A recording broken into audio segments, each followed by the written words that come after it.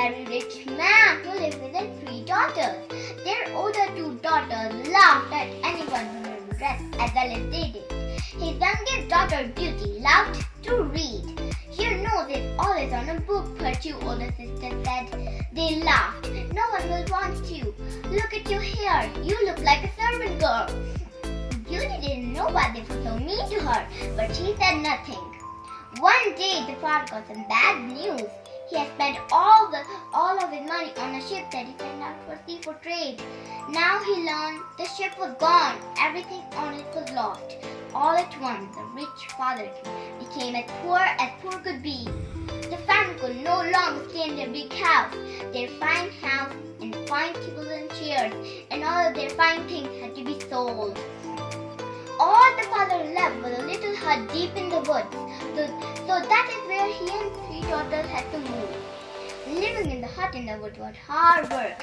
Each day a fire had to be started, meals cooked, the place cleaned up, the garden tended, and things needed fixing when they broke. Now that the family was poor, you might think the older 2 sisters would help out, but think again. She looks like such a mess. By turning up the nose at Beauty, she might as well serve us. So Beauty did all the hard work. The sisters slept, took naps, and showed up for meals. Good news! The fire ship came to shore. My daughter, said the happy father. I'm going to town. Tell me what fine gift I can bring back for you. Bring me the best dress from the best shop in town, said the older sister. I want one just like it, said the middle sister. And you, Beauty, he said. All I want, father, she said, is a rose. Can you believe her, said the elder sister. What a fool, said the middle sister, and they both laughed. Girl, said the father, if that is what Beauty wants, that is what I will bring for her. The father was on his way home when he thought, oh my, I forgot all about the rose for Beauty. All at once the sky turned black. Dear me, a storm is coming. A moment later, heavy dark rain fell down half from the sky. Soaking wet, the father saw a blink of light far away. He went up close. Maybe it was place to go stay for the night. He went up close. He saw this large palace with candles in all its windows. Very odd, but the front door was open, so the father stepped inside. Hello, he said. No answer. There before was a great feast on a long table. Hello, he said again. No answer. He dared not touch any food on the table. The father sat in the fire to warm himself. He waited, but no one came. I suppose it would be alright to stay the night here, said the father. Well, maybe just one bite. Quick bite from the feast.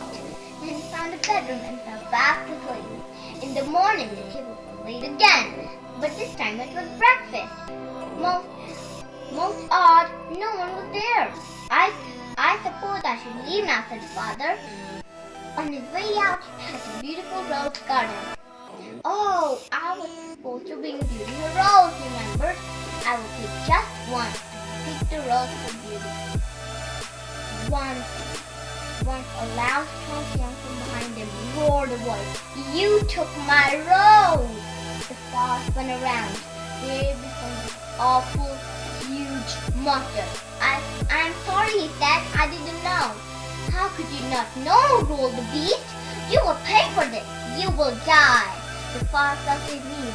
Please, he begged, do not kill me. I only picked the rose for one of my daughters.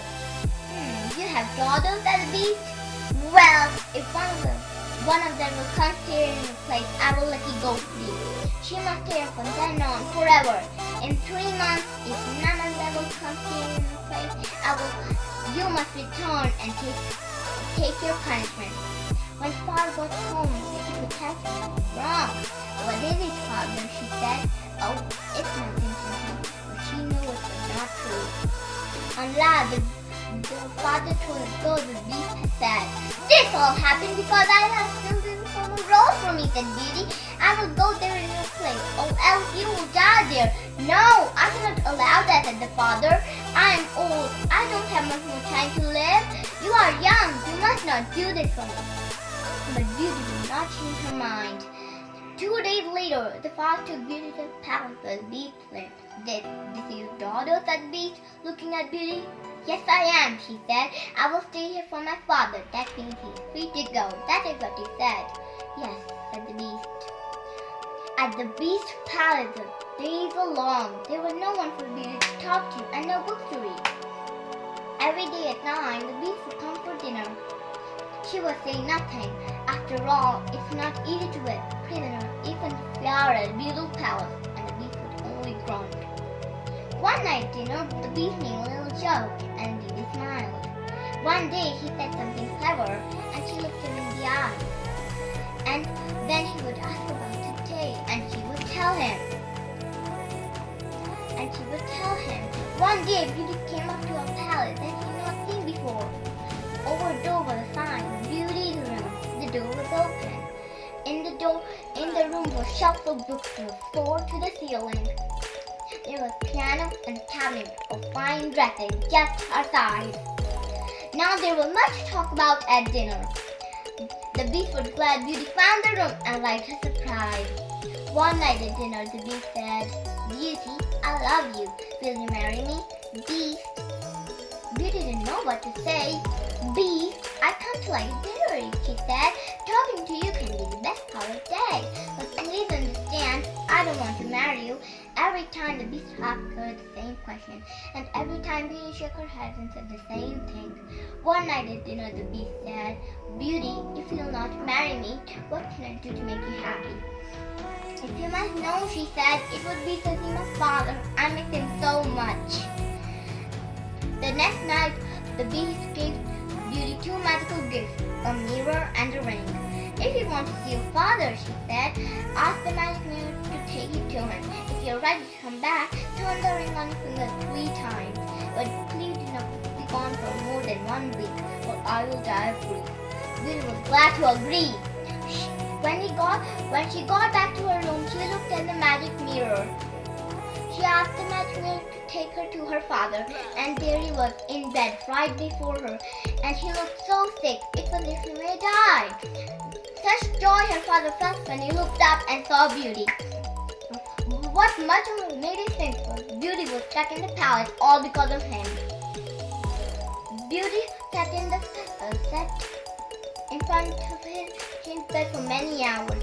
She thought that things were not so bad at Beast's palace. She had all the books she was prone to read.